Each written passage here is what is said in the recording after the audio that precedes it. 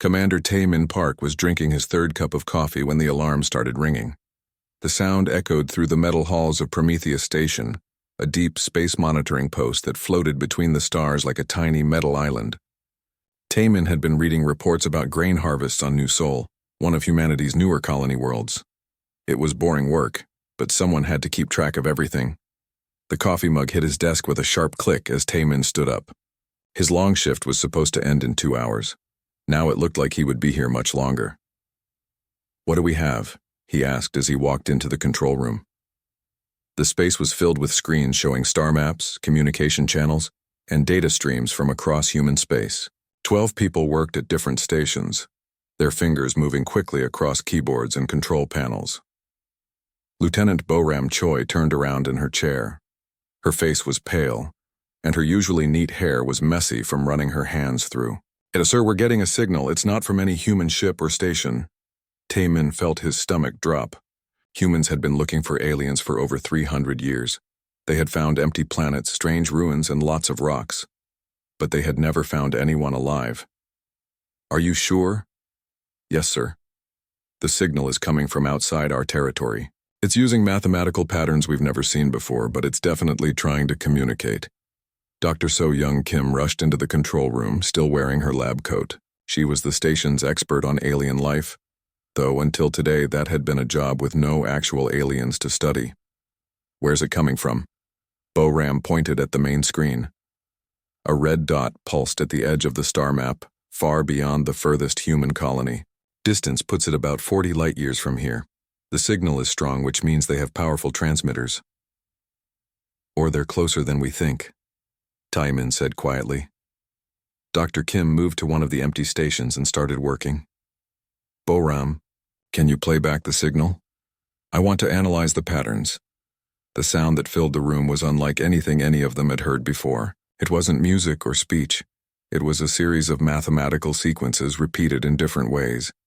Some parts were fast, others slow. Some were simple, others complex. But there was definitely a structure to it.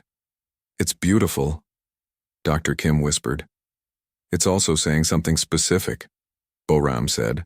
She had been working with communication systems for 8 years, and she could recognize when random noise became organized information. "Give me 20 minutes to run this through the translation software." 20 minutes felt like 20 hours. Taemin paced around the control room while Dr. Kim worked at her station, comparing the alien patterns to every mathematical system humans had ever developed. The other crew members worked quietly, but everyone kept glancing at the main screen where the alien signal continued to pulse. "I've got something," Boram finally announced. Everyone gathered around her station. On her screen, the alien mathematical patterns had been converted into words and sentences. The translation was rough, but it was readable. "To the species inhabiting local sector 7 Alpha through 12 Gamma," Boram read aloud. "We are the hegemony of United Worlds. We represent 7 civilized species working together for proper galactic organization." Taemin's hands gripped the back of Boram's chair. This was it. This was the moment humans had been waiting for since they first looked up at the stars. Boram continued reading. "We have observed your expansion into territories that serve as buffer zones around our established regions. These areas were marked according to standard galactic practice for territorial designation." "Buffer zones?" Dr. Kim asked. "What does that mean?" "It means we built our colonies in their backyard," Taemin said grimly. The translation continued. "We understand that your species may not be familiar with proper territorial protocols. This is common among developing civilizations. Therefore, we provide you with this notification period to arrange for orderly relocation of your settlements." Taemin felt the room getting colder. "Relocation? You have 1 standard galactic year to withdraw your populations to your origin system. This will prevent any need for corrective action on our part. We wish to emphasize that we harbor no anger or hostile intent toward your species. This is simply a matter of proper spatial organization." The message ended with what seemed like politeness. "We understand that primitive species may react with hostility when corrected. Please be assured that such reactions are viewed as natural developmental phases. We look forward to your compliance. The control room was completely silent. 12 people stared at the screen, reading and rereading the translated message. Dr. Kim broke the silence. They called us primitive. They want us to abandon our colonies, Taemin said. All of them, 12 worlds, millions of people. And if we don't? Asked one of the technicians. Corrective action, Boram said quietly. Whatever that means.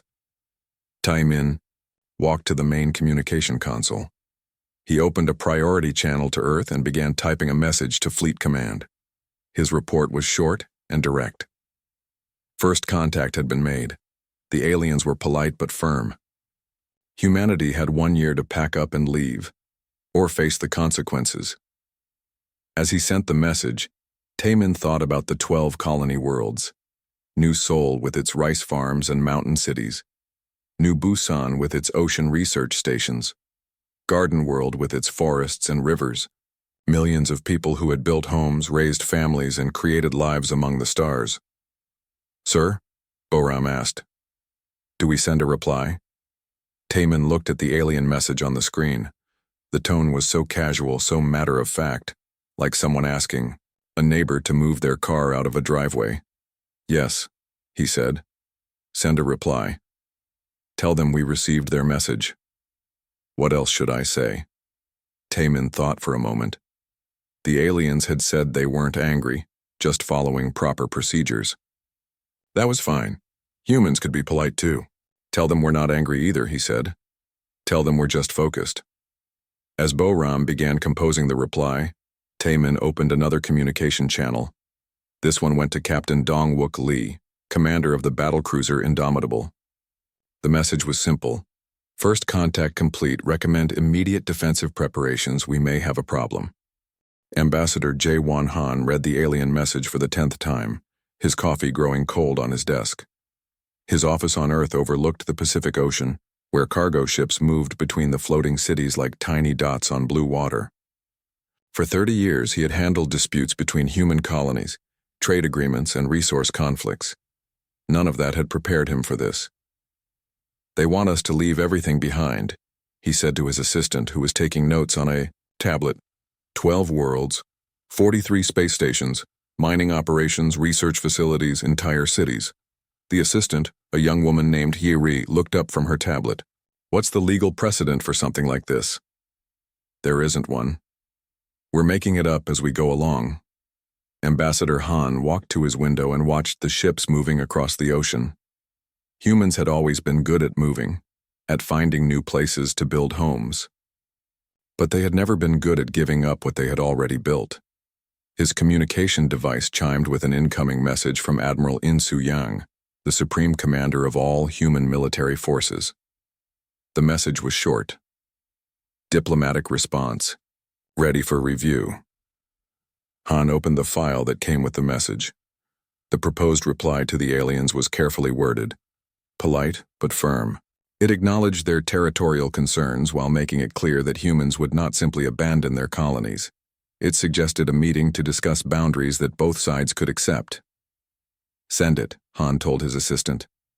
And schedule an emergency meeting with the Colonial Council. We need to start preparing for the possibility that diplomacy might not work. 3 days later, the alien reply arrived. It was much shorter than their first message, and much more direct. Non-compliance noted. Adjustment fleet dispatched. Estimated. Arrival, 127 standard days. Admiral Yang called an emergency meeting at military headquarters in Geneva. The building was old, made of stone and steel, built back when humans still fought wars on one planet instead of across the stars. Han arrived to find the conference room filled with officers, scientists, and government officials.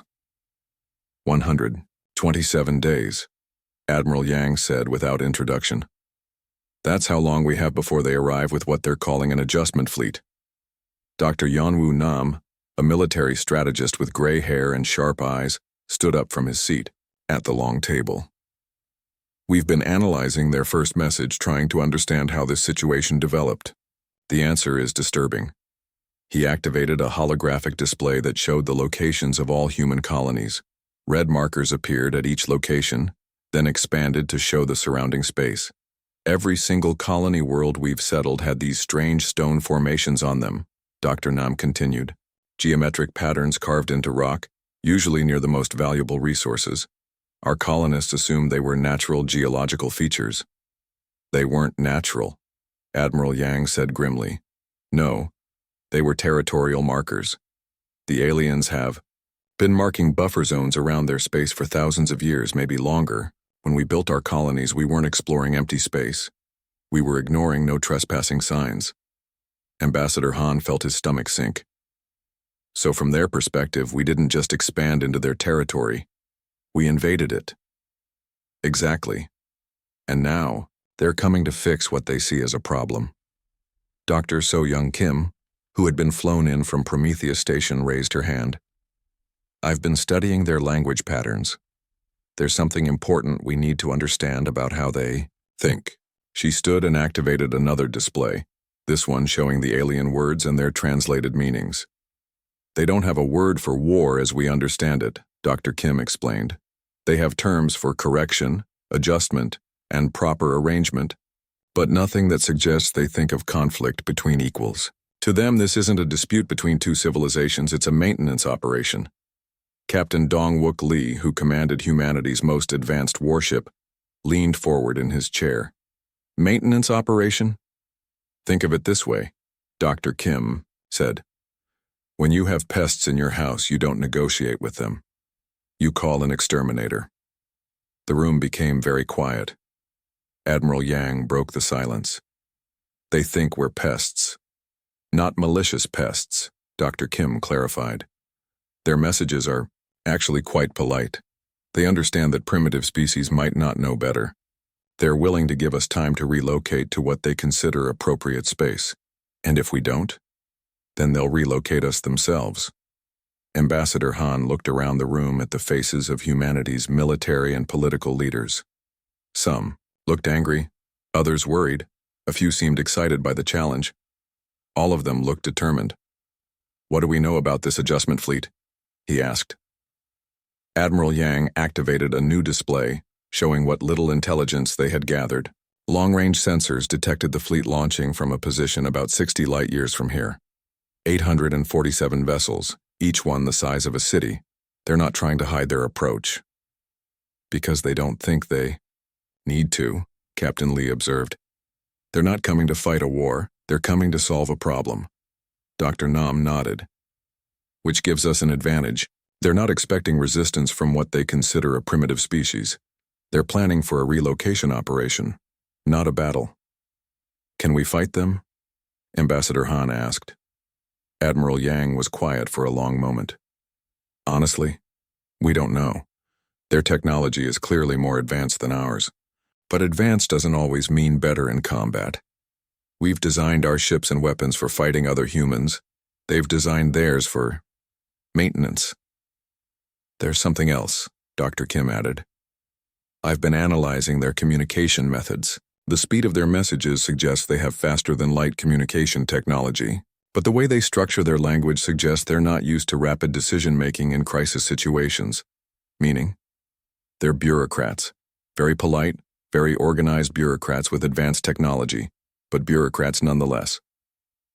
Captain, Lee smiled grimly. Bureaucrats don't usually make good generals. Admiral Yang stood up and walked to the window, looking out at the city below. We have 127 days to prepare. Every ship, every weapon, every defensive position needs to be ready. But more than that, we need to make sure they understand what they're really dealing with. Which is? Ambassador Han asked. Humans who aren't angry, Admiral Yang said, turning back to face the room. Just focused. The meeting broke up into smaller groups, each tasked with different aspects of humanity's response.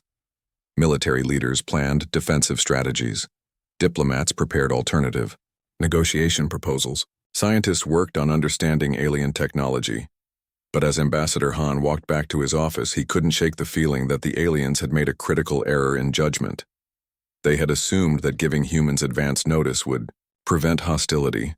They thought 127 days would be enough time for an orderly evacuation. They had never considered that 127 days might be exactly enough time for humans to prepare for war. Colonel Heejin Shin stood in the command center of New Seoul Colony, watching screens that showed activity across 12 human worlds. 127 days had seemed like a lot of time when the countdown started. Now, with only 37 days left before the alien fleet arrived, every hour mattered. "Status report from New Busan," she asked her communications officer. "Defensive grid is 92% complete," came the reply. "They've converted all 3 fishing fleets into patrol boats. The underwater mining lasers are now mounted on mobile platforms." Colonel Shin nodded and made a note on her tablet. Across human space, the same transformation was happening on every world. Fishing boats became patrol craft. Mining equipment became weapons. Factories that made farming tools now produced armor plating and ammunition. The aliens had given humanity time to evacuate. Instead, humans used that time to prepare for war. Dr. Kyung-Soo-oh's voice crackled over the communication system from his laboratory on Earth. "Colonel, I have an update on the weapon modifications." "Go ahead, Doctor." "Good news and bad news. The good news is that we can overcharge our fusion reactors to produce 30% more power output. The bad news is that each reactor can only handle the overcharge for about 6 hours before it needs cooling." 6 hours of extra power, Colonel Shin repeated. "That could make the difference in a battle." "There's more. We've figured out how to weaponize the quantum communication arrays. Instead of sending messages, we can send focused energy bursts. It won't destroy a ship, but it should disrupt their electronics." Colonel Shin smiled. Humans were good at taking tools and turning them into weapons. It was a skill they had developed over thousands of years of evolution on a planet where everything wanted to kill them. Lieutenant Commander Yoon-ji Lim called in from the Tactical Analysis Center on Mars. "Colonel, I've finished studying what we know about alien physiology based on their ship designs. What did you find?" "Their ships have very low gravity areas and thick atmospheric processors. I think they evolved on worlds with weak gravity and thin air. That means they're probably physically fragile compared to humans." "Fragile how?" "Think about it this way," Lieutenant Commander Lim explained. "Humans evolved on a world with strong gravity, dense atmosphere, and dangerous wildlife. Our bodies are built for surviving in harsh conditions. If the aliens come from easier worlds, they might not be able to handle the kind of stress that humans consider normal." This was useful information. Colonel Shin added it to the growing file of intelligence about their visitors. Every piece of data could save human lives when the fighting started. Commander Taemin Park's daily report came in from Prometheus Station right on schedule. His voice was calm and professional, the same tone he had used for routine reports before first contact. "Daily status report. Day 90 of the countdown. Weapon production across all colonies is ahead of schedule. Fleet positioning is optimal. Resource stockpiles are sufficient for extended operations." Colonel Shin listened to the report and marveled at how normal Commander Park made everything sound. 12 worlds preparing for war. Millions of people converting their entire civilization into a military machine. And he reported it like he was discussing weather patterns. "Any word from the alien fleet?" she asked. "Long-range sensors show them maintaining steady approach. No deviation from predicted course. No additional communications." That was typical. The aliens had sent their warning, dispatched their adjustment fleet, and apparently saw no need for further discussion.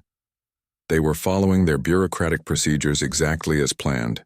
What they didn't understand was that humans were also following procedures, human procedures for responding to threats. Dr. Won-ho Kim, chief engineer of the orbital shipyards above New Seoul, requested a private communication channel. When Colonel Shin accepted the call, his face appeared on her screen, covered in grease and sweat. "Colonel, I need to show you something," he said. "Can you access shipyard camera feed 7? Colonel Shin switched her screen to the requested camera. What she saw made her pause. The shipyard, which normally built cargo haulers and passenger transports, was now producing warships. But these weren't elegant vessels with smooth lines and advanced technology. They were rough, blocky ships covered in armor plating and bristling, with weapons. "They're ugly," Dr. Kim said with pride. "But they're tough. Each one can take damage that would destroy 3 normal ships and keep fighting. How many? We'll have 47 ready when the aliens arrive. The other colonies are building similar ships. Total fleet size will be about 600 vessels, 600 human ships against 847 alien vessels. The numbers were not encouraging, but Colonel Shin had learned something important about numbers over her military career. They only mattered if both sides were fighting. The same kind of war. Major Sung Ho Kang reported in from the ground defenses on New Sejong, the agricultural colony that fed half of human space. Colonel, we've finished converting the farming equipment. Every harvesting machine is now a mobile weapons platform. The irrigation systems can be flooded with industrial chemicals in case of ground invasion. What about the civilian population? That's the interesting part, Major Kang said. We expected panic, maybe demands for evacuation to Earth. Instead, the farmers are asking for combat training. They want to defend their crops. Colonel Shin wasn't surprised. Humans had always been protective of what they built. It didn't matter if it was a cave, a village, or a colony on an alien world. When someone threatened to take it away, humans got focused. Commander Narisio's voice came over the communication system from her experimental fighter craft, currently testing new weapons in the asteroid belt near New Busan. Colonel, I've completed combat trials of the new railgun systems. Results? Excellent. The kinetic projectiles punch through the alien armor materials we've been able to simulate. Their energy shields seem designed to stop energy weapons, not solid objects moving at high velocity. Any problems with the railguns? Just one. They use a lot of power. Each fighter can fire maybe 20 shots before the power cells need recharging. 20 shots per fighter, 600 ships, Colonel Shin calculated quickly. 12,000 shots in the first engagement. If we make them count, Commander Seo agreed. The final report of the day came from Admiral Yang himself, broadcasting from the flagship of humanity's main battle fleet. All colonies report ready status. All fleets are in position. Total military readiness is at 96%. Any last-minute diplomatic options? Colonel Shin asked. Ambassador Han sent 3 more messages to the alien fleet. No response. I think they've said everything they plan to say. Colonel Shin closed her tablet and walked to the observation deck of the command center. Through the transparent aluminum windows, she could see New Sol's 2 moons and the lights of the orbital defense platforms that now surrounded the planet like a metal necklace. In 37 days, the alien adjustment fleet would arrive expecting to find a primitive species ready for relocation. Instead, they would find humans. Colonel Shin thought about the word the aliens used. Adjustment. It was a polite word, a bureaucratic word. It suggested minor changes, small corrections, proper organization. Humans had a different word for what was about to happen. They called it war. The difference, Colonel Shin suspected, was about to become very clear to everyone involved. The hegemony adjustment fleet arrived exactly on schedule. 847 vessels dropped out of faster-than-light travel at the edge of human space, their massive forms appearing on sensors like cities floating among the stars.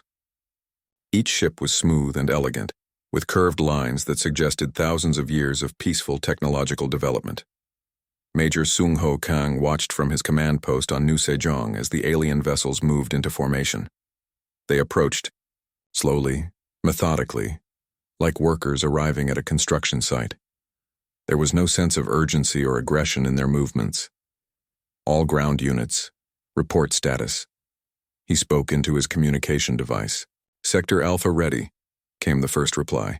Sector Beta ready, came the second. One by one, his units reported in. Farmers driving converted harvesting machines that now carried rail guns and missile pods. Factory workers manning industrial lasers that had been mounted on mobile platforms. Teachers and shop owners operating communication equipment from underground bunkers. The alien fleet began broadcasting on all frequencies. The message was the same one they had been sending for months, just updated for current circumstances. Adjustment. Operation commencing in 72 hours. All persons in affected areas should prepare for orderly relocation to designated safe zones. Compliance will ensure minimal disruption to your daily lives. Major Kang almost laughed. Daily lives. The aliens still thought this was a bureaucratic process. Commander Narration floated in her fighter craft 2,000 kilometers above New Seoul, leading a squadron of 48 vessels that looked like metal insects compared to the massive alien ships. Her communications panel showed similar squadrons taking position around every human colony. All fighters maintain formation, she broadcast on the squadron channel. Remember, we hit fast and hard, then get out of range before they can respond. Through her cockpit window, she could see the alien ships beginning their approach to New Seoul. They moved in perfect formation, their energy shields creating a faint shimmer around each vessel. Beautiful, she thought. Like works of art. She was about to put holes in those works of art. The first alien action was the deployment of what they called compliance fields, energy barriers designed to disable human technology and force evacuation. The fields expanded outward from the alien ships like invisible bubbles covering entire planets.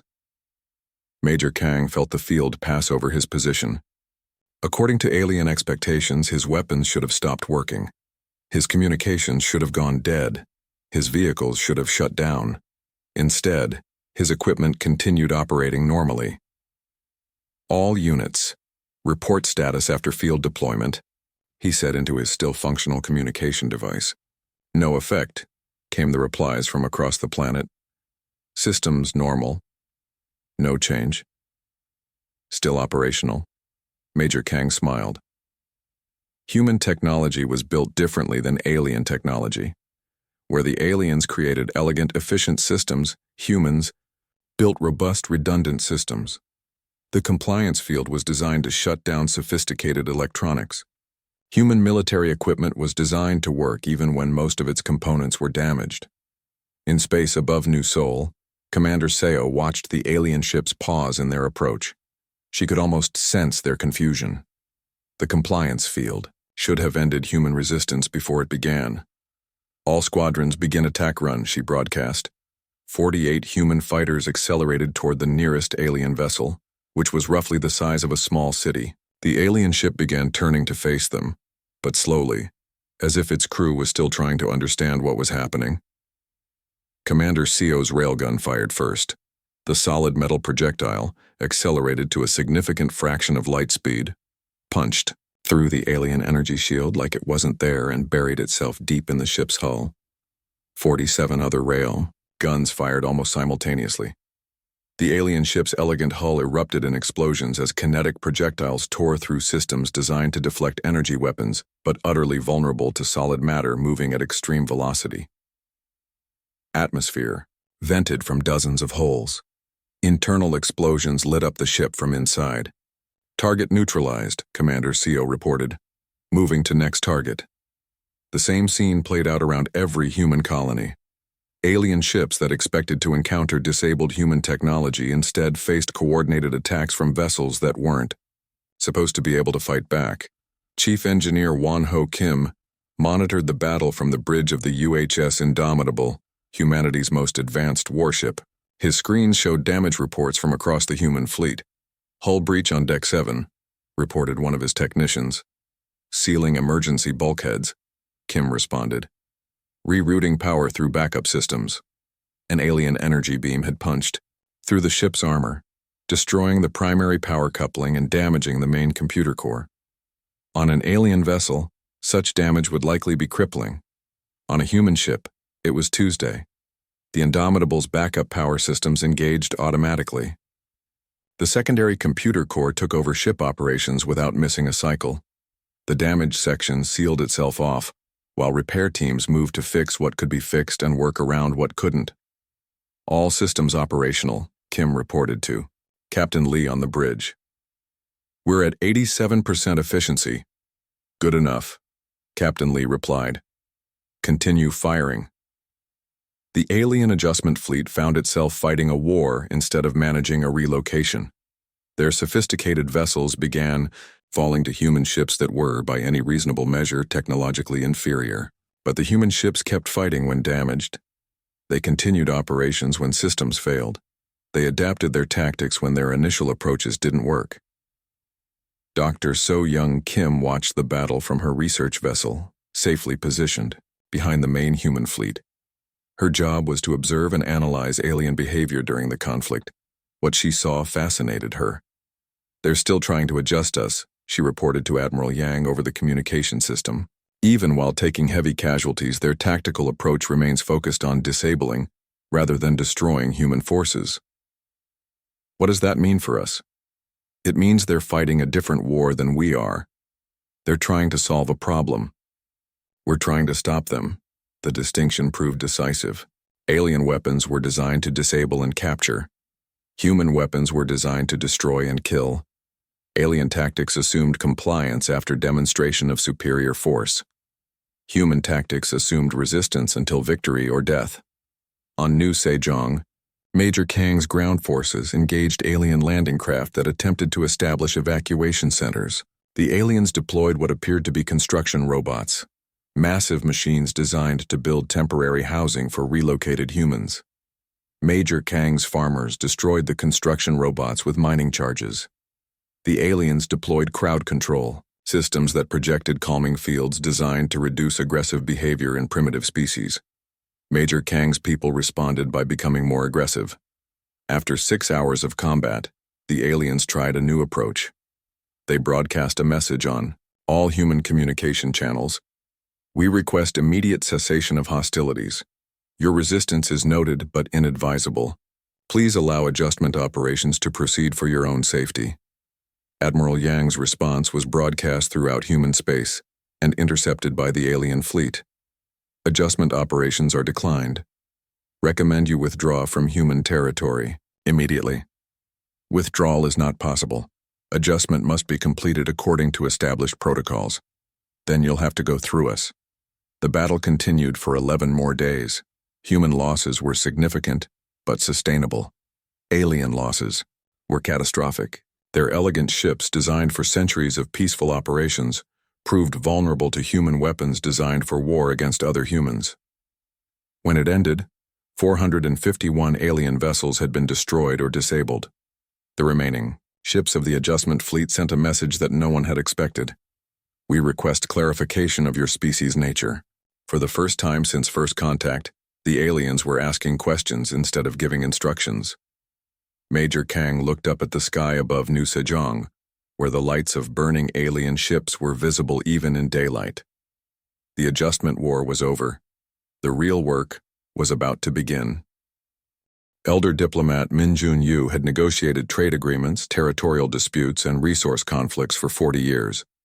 But he had never sat across a table from aliens who had just learned that humans bite back when cornered. The neutral station, built for the negotiations, floated in empty space between human and alien territories. It was a simple structure, made of metal and transparent aluminum with meeting rooms designed to accommodate both human and alien environmental needs. The station had been constructed in just 2 weeks by crews from both sides working together. For the first time, Ambassador Yu arrived with a small delegation, Admiral Yang representing military interests, Commander Park from Prometheus Station handling technical matters, and Dr. Ji-Hoon Lee, a xenopsychologist who had spent months studying captured alien communications. The alien delegation was much larger. 7 different species were represented, each more unusual than the last. Some were tall and thin with pale skin and large eyes. Others were short and covered in what looked like fur. One species appeared to be made of living crystal that changed colors when they communicated. The leader of the alien delegation was from the species that had sent the original message to humanity. He was tall, elegant, with features that seemed almost human except for the silver color of his skin and the fact that he had 4 arms instead of 2. "I am Coordinator Velthar of the Administrative Council," he said through a translation device that converted his words into clear English. "We come to understand what occurred during the adjustment operation." Ambassador Yu nodded politely. "We appreciate your willingness to meet. Perhaps we can start by discussing the fundamental misunderstanding that led to the conflict." "Misunderstanding?" Coordinator Velthar's 4 arms moved in what might have been confusion. "The territorial markers were clearly placed according to standard galactic protocols. Your species built settlements in designated buffer zones." Dr. Lee leaned forward slightly. The problem is that humans didn't recognize your markers as territorial boundaries. We thought they were natural rock formations. That seems unlikely. The geometric patterns are obviously artificial. To you, yes. But humans evolved on a world with many natural geometric patterns. Crystal formations, volcanic rock structures, mineral deposits that create regular shapes. Our colonists saw your markers and assumed they were geological features.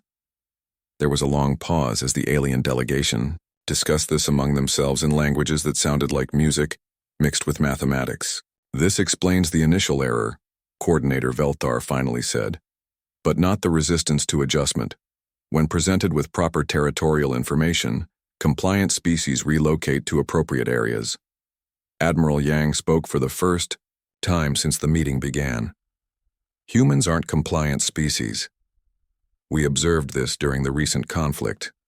Your response to superior force was unexpected. What did you expect? Surrender, recognition of proper authority, acceptance of relocation assistance. Ambassador Yu pulled up a holographic display showing images from human history, battles, migrations, the building of cities and the defense of territories. Humans have been fighting for territory for thousands of years, he explained. It's not that we enjoy conflict, it's that we don't give up what we've built just because someone tells us to. The alien delegation spent several minutes studying the historical images. Dr. Lee watched their reactions carefully.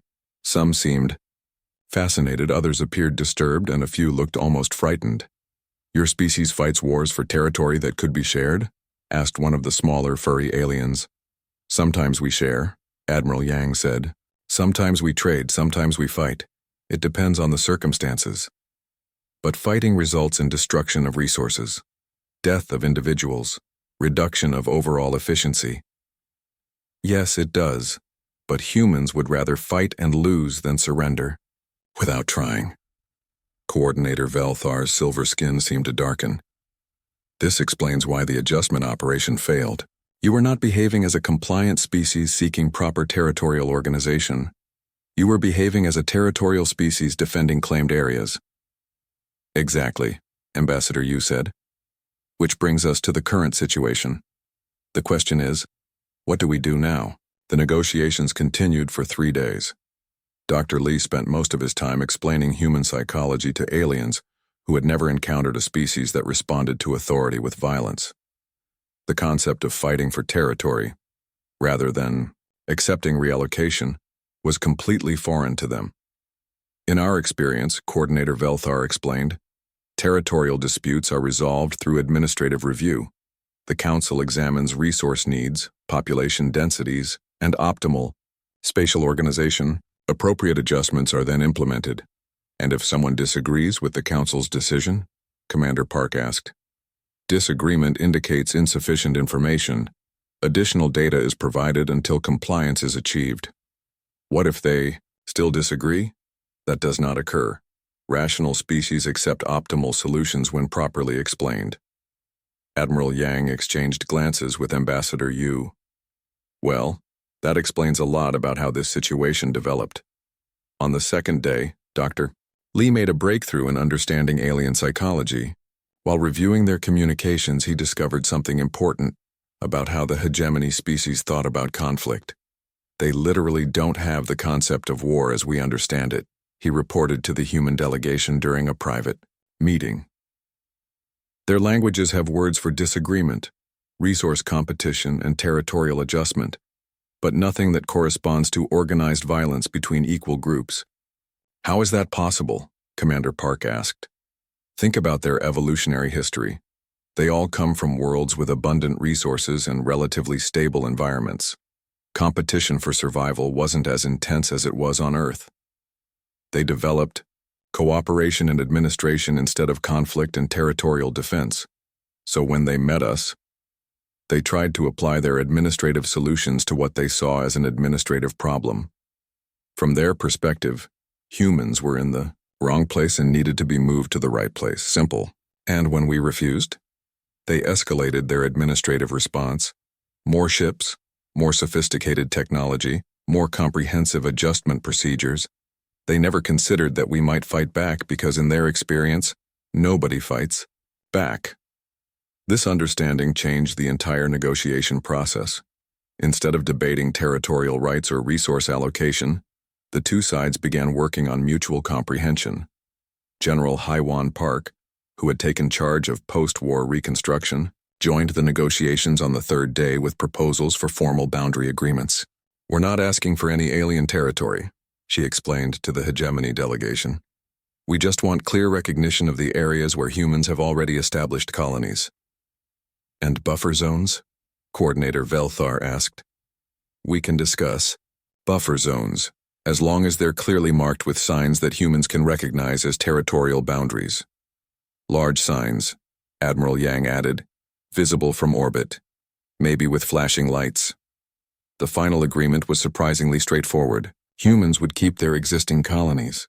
The hegemony would establish clearly marked buffer zones around their territory. Future expansion by either side would require negotiation and agreement. Most importantly, the agreement included protocols for resolving disputes without what the Miao aliens called adjustment operations and humans called war. Ambassador Yu signed the treaty on behalf of humanity. Coordinator Velthar signed for the hegemony of United Worlds. Both sides agreed to exchange ambassadors and begin regular diplomatic communications. As the alien delegation prepared to leave the neutral station, Coordinator Velthar approached Ambassador Yu for a private conversation. "We have learned something important about your species," he said. "You are not angry, as we initially feared." "No, we're not angry. But you are focused. When threatened, humans become very, very focused." Ambassador Yu smiled. "That's probably the best description of human nature I've ever heard from a non-human. We will remember this. The hegemony makes few mistakes, but when we do, we learn from them." A week after the negotiations ended, Commander Taemin Park sent his final report on the first contact situation to Earth. His message was brief and professional, the same tone he had used throughout the entire crisis. "First contact protocols have been updated based on recent experience. Recommend all future diplomatic frameworks include clear definitions of territorial sovereignty and conflict resolution procedures. Note: aliens appeared to learn quickly when properly motivated." Dr. So Young Kim added her own observations to the official record. "The hegemony species asked us to explain human nature. I told them we're not angry, we're just focused.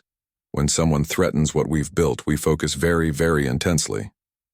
3 months after the adjustment war ended, humanity received an unexpected message from somewhere in hegemony space. It was broadcast on the same frequency the aliens had used for their original territorial notification. "To the species called human, we understand now.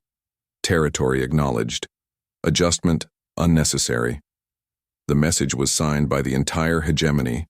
Council humanity had made its first alien friends in the most human way possible, by refusing to back down when pushed.